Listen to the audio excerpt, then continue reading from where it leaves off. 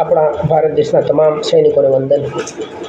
આજથી લગભગ 79 વર્ષ પૂર્વે 15મી ઓગસ્ટના રોજ 1947માં આપણો ભારત દેશ સ્વતંત્રતા હતી। અંગ્રેજો સામેની લડાઈમાં અંગ્રેજોની ગુલામીમાંથી આપણે સ્વતંત્ર થયા હતા। 15મી ઓગસ્ટના રોજ એટલે સ્વતંત્રતા દિવસ તરીકે ઉજવવામાં આવે છે આપણો આ દિવસ।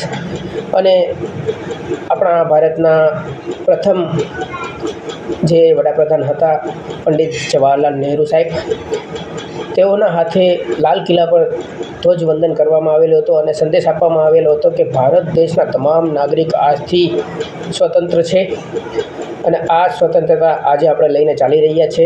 એટલે ભારત દેશના તમામ નાગરિકોને આ સ્વતંત્રતા દિવસની ખૂબ ખૂબ શુભકામનાઓ પાઠવું છું। જય ભારત, જય હિન્દ, વંદે માતરમ।